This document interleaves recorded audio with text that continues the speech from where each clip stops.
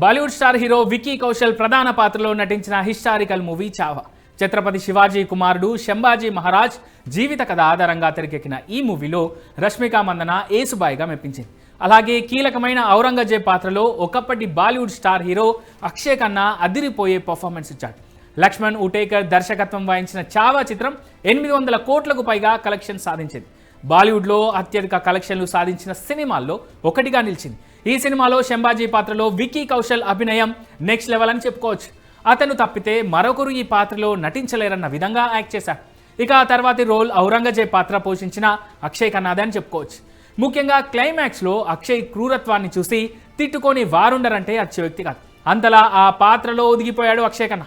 అయితే ఔరంగజేబ్ పాత్రకు first choice Akshay Khanna కాదట. బాలీవుడ్ వెర్సటైల్ యాక్టర్ రణదీప్ హుడాను మొదట ఈ పాత్ర కోసం సంప్రదించారట. అయితే అతను రిజెక్ట్ చేయడంతో అక్షయ్ ఖన్నా లైన్లోకి వచ్చాడట.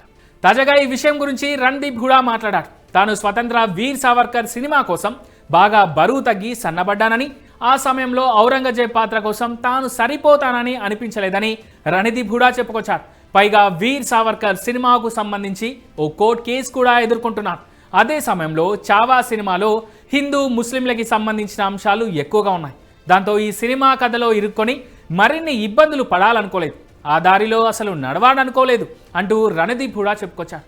ప్రస్తుతం ఈ నటుడి కామెంట్స్ నెట్టింట వైరల్గా మారాయి. బాలీవుడ్లో రణదీప్ హుడాకు వెర్సటైల్ యాక్టర్గా పేరుంది. కేవలం హీరోగానే కాకుండా విలన్గా, సహాయక నటుడిగాను ఆకట్టుకుంటున్నాడు. ఆ మధ్యన టాలీవుడ్ దర్శకుడు గోపీచంద్ మల్లేని తెరకెక్కించిన జాట్ సినిమాలోనూ రణదీప్ క్రూరమైన విలన్ పాత్రలో నటించి అందరినీ ఆకట్టుకున్నాడు.